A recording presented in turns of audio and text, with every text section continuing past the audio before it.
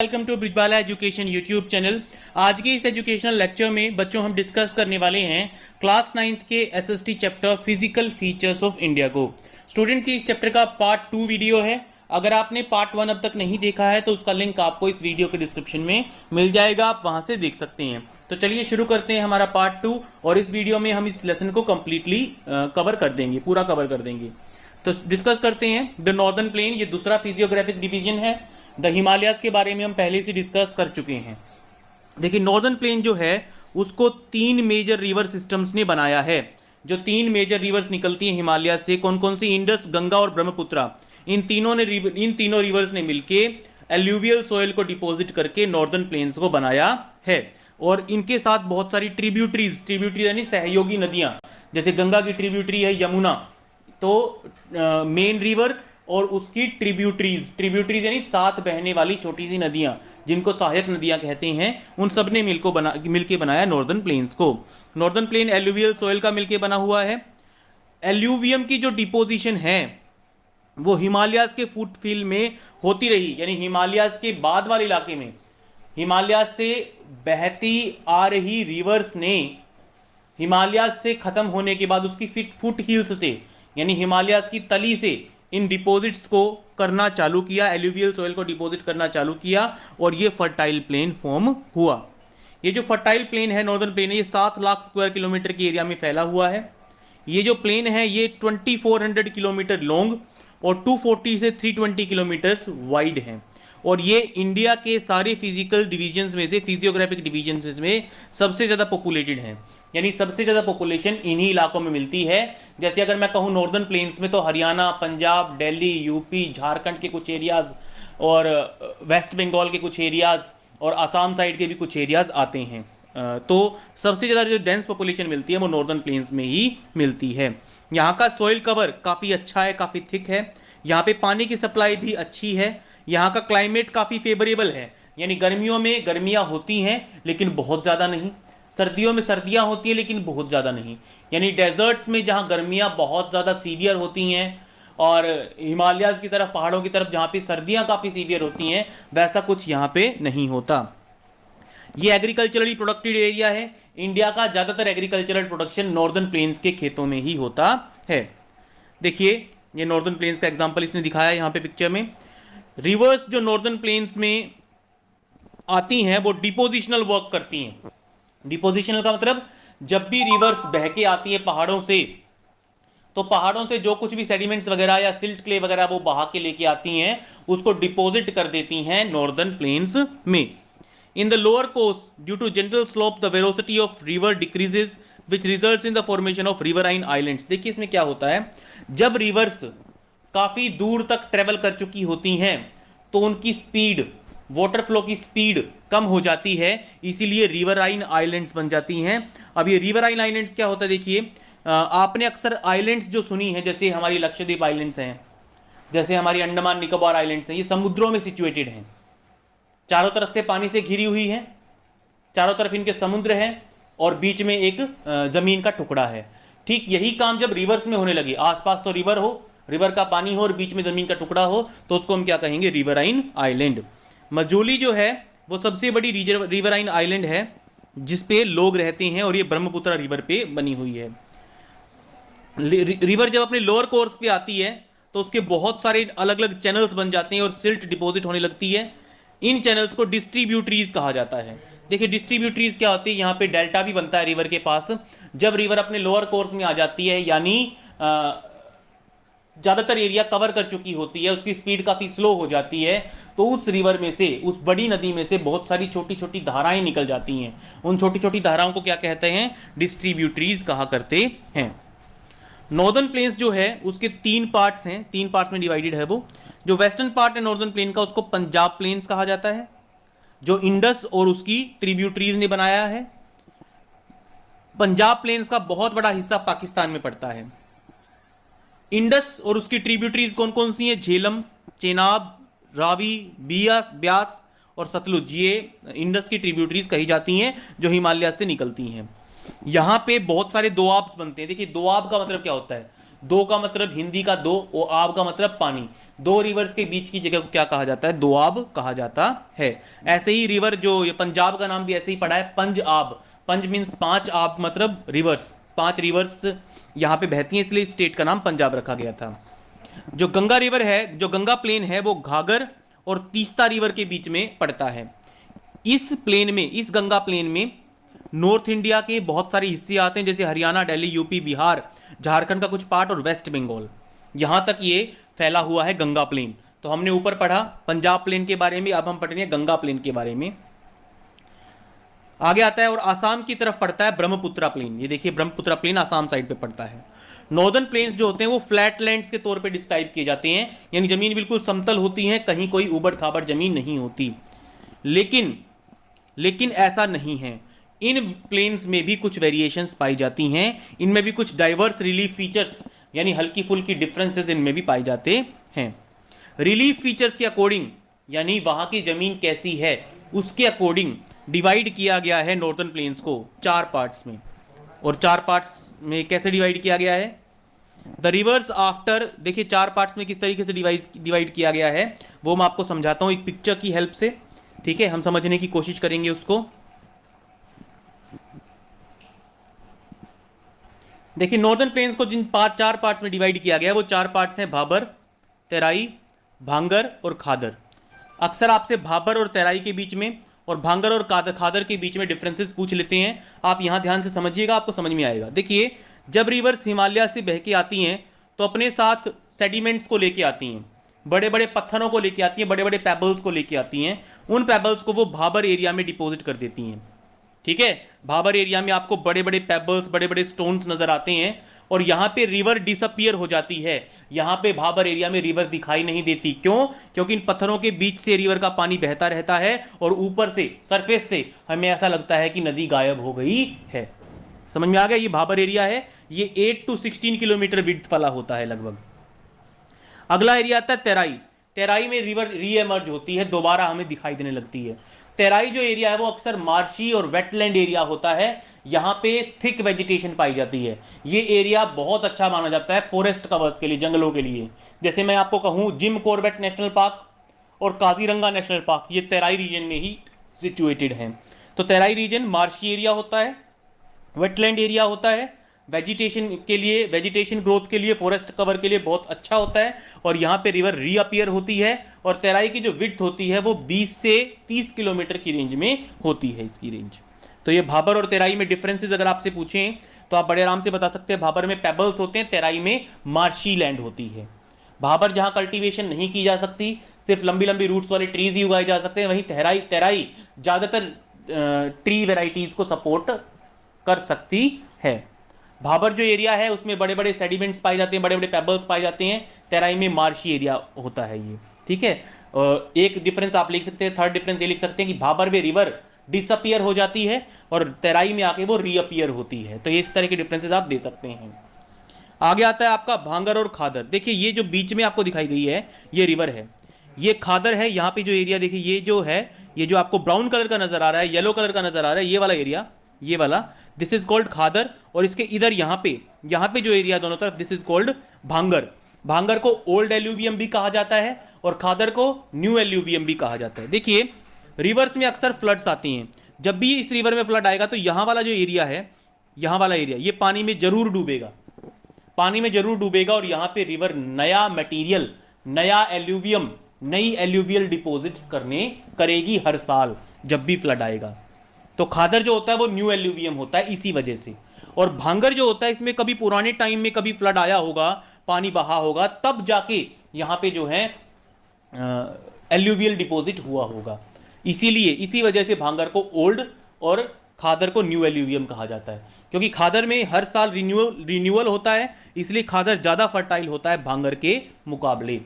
अगर मैं पार्टिकल्स की बात करूं तो भांगर में कैल्सरस पार्टिकल्स मिलते हैं, वो भी बड़े बड़े कोर्स पार्टिकल्स का बना होता है, ये मोटे मोटे थिक पार्टिकल्स का बना होता है। जो खादर जो होता है इसमें फाइनर पार्टिकल्स होते हैं भांगर के मुकाबले, और ये काफी फर्टाइल भी होता है। तो ये चार रीजन्स थे स्टूडेंट्स जो डिवाइड किए गए थे रिवर्स के, ये चार पार्ट्स, नॉर्दर्न प्लेन्स के चार पार्ट्स बताए गए। अब यहाँ देखिए आपकी बुक में क्या बताया गया है। इसने भाबर के बारे में बताया है कि पेबल्स डिपॉजिट हो जाते हैं, 8 to 16 किलोमीटर की इसकी विड्थ होती है। शिवालिक की फुट हिल्स में ये पाया जाता है, इसको भाबर बेल्ट कहा जाता है। ठीक है, इसके साउथ साइड में रिवर्स रीएमर्ज होती हैं, वहां पे वेट स्वैम्पी और मार्शी एरिया बनता है जिसको तेराई कहा जाता है। तेराई में काफ़ी घने जंगल पाए जाते हैं, वाइल्ड लाइफ पाई जाती है और वहाँ पे एग्रीकल्चरल लैंड पाई जाती है। पाकिस्तान से आने वाले माइग्रेंट्स को वहाँ पे सेटल करवाया था सरकार ने पुराने टाइम में। दुधवा नेशनल पार्क इसी एरिया में आता है। जो लार्जेस्ट पार्ट है नॉर्दर्न प्लेन का वो ओल्डर एल्यूवियम का बना होता है। ठीक है, यहाँ पे टेरेस लाइक फीचर देखने को मिलता है, इसको भांगर कहा जाता है। भांगर में कैल्चरस डिपॉजिट्स पाए जाते हैं, कैल्शियम ज़्यादा होता है जिनमें, और जिनके पार्टिकल्स काफ़ी मोटे मोटे होते हैं, जिनको कंकर कहा जाता है, कंकर नोड्यूल्स कहा जाता है। और खादर जो होता है वो यंगर डिपॉजिट होता है, मैंने अभी आपको डायग्राम में समझाया, और ये हर साल रिन्यू हो जाता है और काफ़ी फर्टाइल होता है। आगे हम बढ़ते हैं पेनिनसुलर प्लेट्यू की तरफ। पेनिनसुलर प्लेट्यू टेबल लैंड होता है। देखिए ये तो होती है इस तरह की, तो होती है माउंटेन। प्लेट्यू होता है इस तरह का, कुछ इस तरह का होता है प्लेट्यू हमारा। ऊंचाई कम होती है लेकिन विड्थ इसकी ज़्यादा होती है प्लेट्यूज की। देखिए प्लेट्यूज जो है वो गोंडवाना लैंड, जो सुपर कॉन्टिनेंट होता था बहुत पहले, गोंडवाना लैंड एक बहुत बड़ा सुपर कॉन्टिनेंट होता था जिसका इंडिया भी एक पार्ट हुआ करता था। तो गोंडवाना लैंड की ब्रेकिंग की वजह से, ड्रिफ्टिंग की वजह से ये पेनिनसुलर प्लेट्यू बना था, और ये इंडिया का सबसे ओल्डेस्ट लैंडफॉर्म है। इस प्लेट्यू में काफ़ी चौड़ी चौड़ी और काफ़ी उथली वैलीज पाई जाती हैं, और राउंडेड हिल्स, राउंड शेप की हिल्स भी पाई जाती हैं। इस प्लेट्यू के मेनली दो पार्ट्स हैं। दो पार्ट्स कौन कौन से? Central highlands and Deccan plateau. Peninsular plateau is divided into two parts, central highlands and Deccan plateau. तो हम पढ़ते हैं, सबसे पहले पढ़ते हैं सेंट्रल हाईलैंड्स के बारे में, और मैं आपको चाहूंगा कि आप इसको नोट डाउन कर लें, इसके पॉइंट्स को, इसके फीचर्स को। पहले पढ़ते हैं सेंट्रल हाईलैंड्स के बारे में। पेनिनसुलर प्लेट्यू का जो पार्ट नर्मदा रिवर के नॉर्थ में आता है, जो कि मालवा प्लेट्यू का ज्यादातर एरिया कवर करता है, उसको सेंट्रल हाईलैंड्स कहा जाता है। विंध्यन रेंज, विंध्यन रेंज जो है, जो इसी सेंट्रल हाईलैंड्स में आती है, ये इसके साउथ में सतपुड़ा रेंज आती है, और नॉर्थ वेस्ट में अरावली हिल्स आती हैं, अरावली रेंज आती है। तो आप ये नोट कर सकते हैं ये सारी चीजें। इसके अलावा जब ये वेस्ट की तरफ एक्सटेंड होता है, क्या? सेंट्रल हाईलैंड्स, जब सेंट्रल हाईलैंड्स वेस्ट की तरफ एक्सटेंड होता है तो ये राजस्थान में जाके खत्म होता है, जहां पे सैंडी और रॉकी डेजर्ट बनता है। यानी सेंट्रल हाईलैंड्स राजस्थान के डेजर्ट में जाके मिल जाता है वेस्टवर्ड साइड में। इसमें जो रिवर्स बहती हैं इस एरिया में, कौन से एरिया में? सेंट्रल हाईलैंड्स में, जो कि पेनिनसुलर प्लेट्यू का एक पार्ट है। कौन सी रिवर्स बहती हैं? चंबल, सिंध, बेटवा, कैन, जो कि साउथ वेस्ट से नॉर्थ ईस्ट की तरफ बहती हैं। ठीक है, इसका मतलब इस सेंट्रल हाईलैंड्स की जो स्लोप है वो साउथ वेस्ट में थोड़ी ऊंची है, नॉर्थ ईस्ट में थोड़ी सी नीची है। सेंट्रल हाईलैंड्स वेस्ट साइड में थोड़े से वाइड हैं, चौड़े हैं, जबकि ईस्ट में आते आते ये नैरोअर हो जाते हैं। ईस्ट साइड में, सेंट्रल हाईलैंड्स के ईस्ट साइड में पड़ते हैं बुंदेलखंड और बाघेलखंड प्लेट्यूज। ठीक है, जो कि इसी का एक एक्सटेंशन माने जाते हैं। ये छोटा नागपुर प्लेट्यू का एक वाटरफॉल दिखा रखा है। आगे आपका आता है छोटा नागपुर प्लेट्यू की ईस्टवर्ड एक्सटेंशन में दामोदर रिवर भी बहती है, दामोदर रिवर भी आती है। तो ये था हमारे सेंट्रल हाईलैंड्स के बारे में मेन पॉइंट्स। आगे बात करते हैं डेक्कन प्लेट्यू की। डेक्कन प्लेट्यू ट्रायंगुलर लैंडमास है, ट्रायंगल शेप का है। ये नर्मदा रिवर के साउथ में पड़ता है। ये फीचर्स आप नोट कर सकते हैं। सतपुड़ा रेंज का काफी ब्रॉड बेस होता है नॉर्थ में, जो कि इसको, यानी डेक्कन प्लेट्यू के नॉर्थ साइड में सतपुड़ा रेंज इसको फ्लैंक करती है। फ्लैंक का मतलब इसकी बाउंड्री बनाती है। ठीक है, जबकि महादेव, कैमूर और मेकल रेंज जो हैं ये ईस्ट साइड में पड़ती हैं, किसके? डेक्कन प्लेट्यू के। इन हिल्स को आप फिजिकल मैप में देख सकते हैं, जो दिखाया था मैंने आपको last time. Deccan plateau west side में ऊंचा है और ईस्ट साइड जाते जाते थोड़ा सा स्लोपिंग करता है, यानी थोड़ा सा नीचे की तरफ जाता है। इसकी एक एक्सटेंशन जो कि नॉर्थ ईस्ट में दिखाई देती है, जिसको मेघालय कहा जाता है। ठीक है, वो इसी की एक एक्सटेंशन है। इसी को आगे बढ़ते हैं, जब आगे बढ़ाते हैं तो मेघालय में जाके खत्म हो जाता है। काबी एंगलोंग प्लेट्यू, नॉर्थ कशर हिल्स, ये सारी इसी का एक पार्ट है। छोटा नागपुर प्लेट्यू से इसको सेपरेट करता है एक फॉल्ट। देखिए फॉल्ट क्या होता है? जब टेक्टोनिक प्लेट्स की मूवमेंट होती है तब फॉल्ट और फोल्ड दो तरह की जोन्स बनते हैं। जब टेक्टोनिक प्लेट्स, देखिए टेक्टोनिक प्लेट्स क्या होते हैं? जो अर्थ का क्रस्ट है, आपको पता है अर्थ के तीन पार्ट्स हैं, क्रस्ट, मेंटल और कोर। अर्थ का जो क्रस्ट है वो बहुत सारे छोटे छोटे, बहुत सारे बड़े बड़े फ्रेगमेंट्स में डिवाइडेड है। उन्हीं बड़े बड़े फ्रेगमेंट्स को, उन्हीं बड़े बड़े पीसीस को टेक्टोनिक प्लेट्स कहा जाता है। और ये टेक्टोनिक प्लेट्स जो होती हैं वो मूवमेंट करती रहती हैं, हिलती रहती हैं। बहुत बड़ी बड़ी, 7 तो बड़ी बड़ी और बहुत सारी छोटी छोटी टेक्टोनिक प्लेट्स से हमारी पूरी अर्थ बनी हुई है। तो जब ये टेक्टोनिक प्लेट्स एक दूसरे की तरफ बढ़ती हैं, ठीक है, तब जो फिनोमिनन होता है उसको कहा जाता है फोल्डिंग, माउंटेन्स बनते हैं। और जब ये एक दूसरे से दूर मूव करती हैं तो वैक्यूम सा बन जाता है, वैलीज सी बनने लगती हैं। उस वक्त के बीच वाले जोन को कहा जाता है फॉल्ट जोन, जब टेक्टोनिक प्लेट्स एक दूसरे से अलग होती हैं। तो फॉल्ट जोन इन दोनों को अलग करता है, किस किस को, छोटा नागपुर प्लेट्यू को और जो है हमारा डेक्कन प्लेट्यू को। 3 मेन हिल रेंजेस पाई जाती हैं, वेस्ट साइड में गैरो और ईस्ट साइड की तरफ जाते हैं तो खासी और जयंतिया हिल्स मिलती हैं। यानी गारो, उसके बाद खासी, उसके बाद जयंतिया हिल्स मिलती हैं हमारे डेक्कन प्लेट्यू में। उसके बाद आता है बहुत ही इंपॉर्टेंट क्वेश्चन, जिसमें से काफी बार क्वेश्चन पूछा जाता है, the western and the eastern Ghats. ध्यान से समझिएगा, इन दोनों में डिफरेंस काफी बार पूछा जाता है। देखिए, जो वेस्टर्न घाट्स हैं वो वेस्टर्न एजिस पे हैं डेक्कन प्लेट्यू की, और ईस्टर्न घाट्स ईस्टर्न एजिस पे हैं डेक्कन प्लेट्यू की। वेस्टर्न घाट्स वेस्टर्न कोस्ट से मिलते हैं। देखिए, ये जो इंडिया है, इंडिया का जो मैप है, यहां पे कहीं इस तरफ तो आएगा हमारा वेस्टर्न घाट्स, और इस तरफ हमारा आएगा कि कौन सा एरिया आएगा, ईस्टर्न घाट्स का एरिया आएगा, जैसा कि यहाँ पे दिखा भी रखा है। देखिए, वेस्टर्न घाट्स और ईस्टर्न घाट्स को रेड लाइन से इसने मार्क भी कर रखा है, आपको दिखाई दे रहा होगा, this is the western Ghat and this is the eastern Ghat area, ठीक है। और इनके बाद इस रेड लाइन के बाद ये जो एरिया बच जाता है ना स्टूडेंट्स, इसको हम कहेंगे कोस्टल प्लेन। और इस तरीके से ये जो छोटा सा एरिया बच जाता है, नैरो बेल्ट बच जाती है, इसको हम कहेंगे वेस्टर्न कोस्टल प्लेन। आगे हम इसी चैप्टर में इसको डिस्कस करेंगे। तो चलिए आगे बढ़ते हैं, हम जिस भी अपने पॉइंट पे थे। तो वेस्टर्न घाट्स और ईस्टर्न घाट्स पे पढ़ रहे थे। वेस्टर्न घाट्स वेस्टर्न कोस्ट पे, जबकि ईस्टर्न घाट्स ईस्टर्न कोस्ट पे पड़ता है। वेस्टर्न घाट जो है वो कंटिन्यूअस यानी काफी मतलब इस तरीके से चलते रहते हैं, और बीच में जो पासिस आते हैं वहीं से इसको क्रॉस किया जा सकता है। थल, भोर और पाल घाट्स पड़ते हैं, ये वेस्टर्न घाट्स में ही आते हैं। वेस्टर्न घाट्स ईस्टर्न घाट्स के मुकाबले ज्यादा ऊंचे हैं, ये डिफरेंस आ रहे हैं, देखिए students. Western Ghats west coast की तरफ पड़ते हैं, ईस्टर्न घाट्स ईस्ट कोस्ट की तरफ पड़ते हैं। ये दोनों ही डेक्कन प्लेट्यू का एक पार्ट है, ऐसा कहा जा सकता है। जो हाइट है, एलिवेशन है, वेस्टर्न घाट्स की 900 से 1600 मीटर्स तक है, जबकि ईस्टर्न घाट्स की 600 मीटर्स तक है। तो दो डिफरेंसेस हम कर चुके हैं। ईस्टर्न घाट्स जो है वो महानदी वैली से नीलगिरी तक फैले हुए हैं साउथ में, ठीक है, महानदी से नीलगिरी तक, नीलगिरी माउंटेन्स तक, नीलगिरी हिल्स तक फैले हुए हैं साउथ में। ईस्टर्न घाट्स डिसकंटिन्यूअस हैं। ये देखिए, तीसरा डिफरेंस आ गया। मैंने आपको बताया था कि वेस्टर्न घाट्स जहां कंटिन्यूअस हैं, वैसे ही ईस्टर्न घाट्स क्या हैं, डिसकंटिन्यूअस हैं, और बीच बीच में रिवर्स बहती हैं जो कि बे ऑफ बंगाल में जाके मिलती हैं। वेस्टर्न घाट्स की वजह से ओरोग्राफिक रेनफॉल आता है, ओरोग्राफिक रेनफॉल आता है, ठीक है। ओरोग्राफिक रेनफॉल क्या होता है, मान लीजिए एक पहाड़ है वेस्टर्न घाट का, जब मॉइस्चर बियरिंग विंड आएंगी, जब हवाएं बहेंगी, तो वो इस पहाड़ से टकरा के ऊपर की तरफ उठेंगी, और एल्टीट्यूड पे, हायर एल्टीट्यूड पे ठंड बढ़ती है। हायर एल्टीट्यूड पे क्या होता है, ठंड बढ़ती है, तो ये बारिश बन जाती है। जो मॉइस्चर होता है रिवर्स इन विंड्स के अंदर, वो क्या बन जाता है, बारिश बन के बरसना शुरू कर देता है। इसी रेनफॉल को कहा जाता है ओरोग्राफिक रेनफॉल।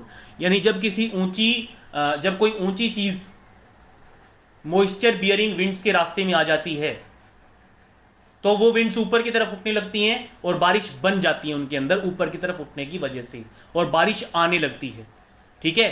हो सकता था अगर वो माउंटेन बीच में ना आता, अगर वो हिल बीच में ना आता, तो वो आगे जाके कहीं काफी ज्यादा एरिया कवर करके कहीं बारिश करते, लेकिन माउंटेन बैरियर की वजह से, हिल बैरियर की वजह से उनको वहीं बारिश करनी पड़ी। This type of rain is called orographic rainfall. तो वेस्टर्न घाट्स में ओरोग्राफिक और काफी अच्छा रेनफॉल होता है, ठीक है। वेस्टर्न घाट्स को कई लोकल नेम से जाना जाता है। वेस्टर्न घाट्स की जो हाइट है वो नॉर्थ से साउथ जाते वक्त बढ़ती है।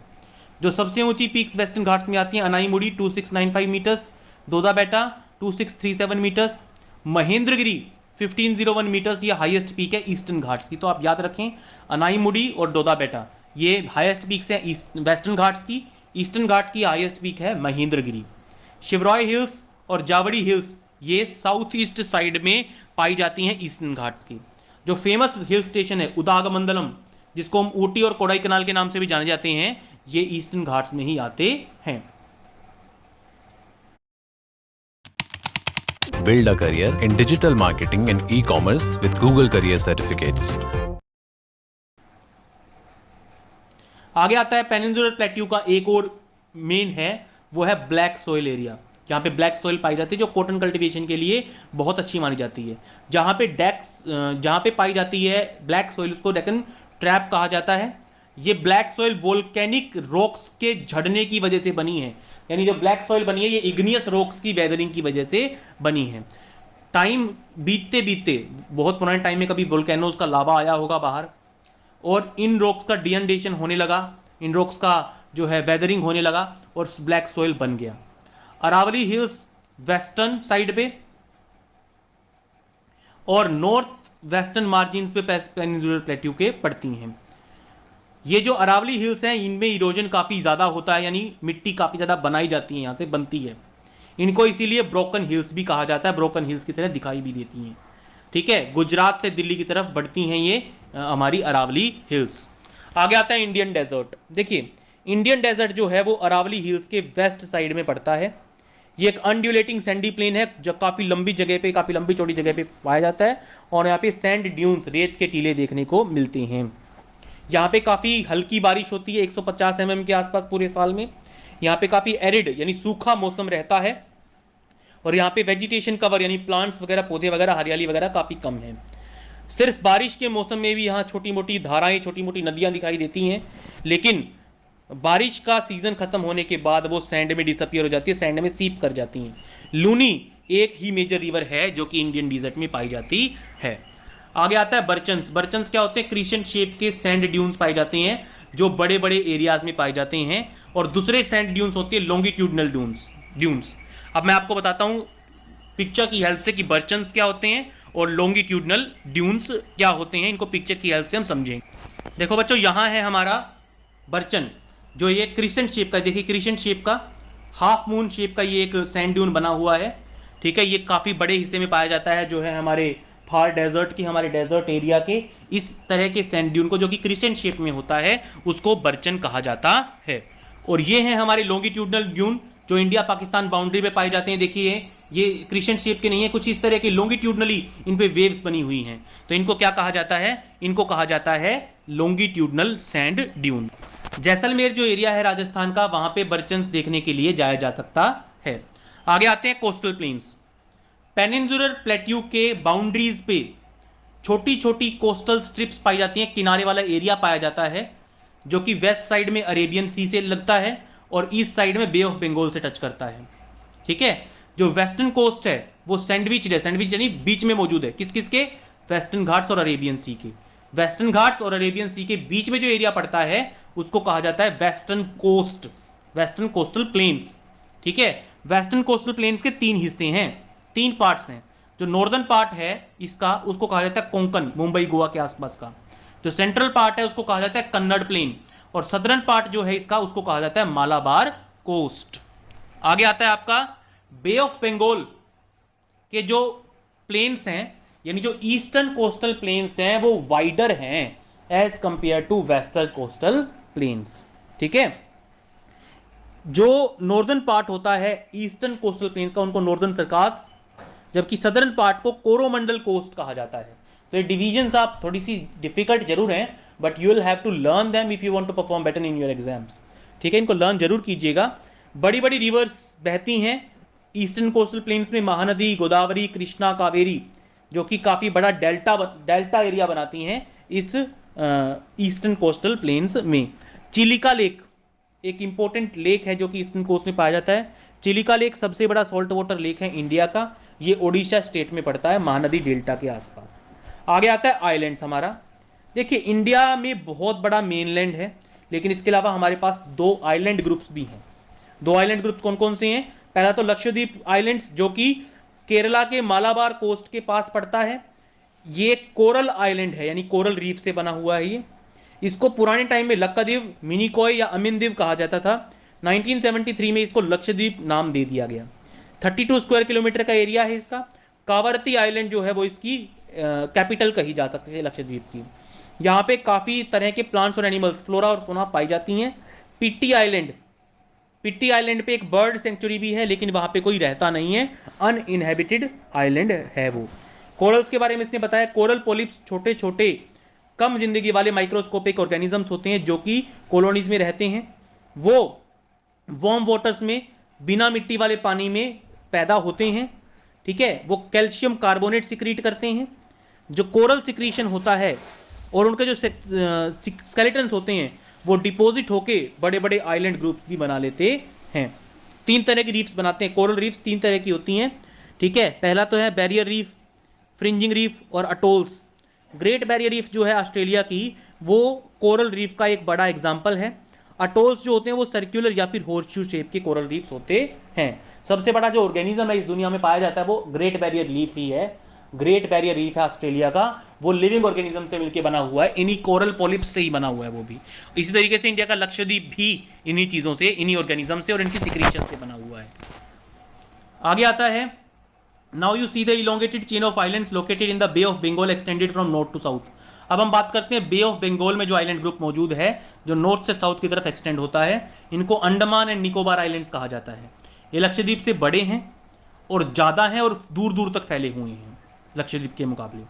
ये जो आइलैंड्स हैं इनके 2 मेन पार्ट हैं, साउथ में अंडमान और नॉर्थ में अंडमान और साउथ में निकोबार।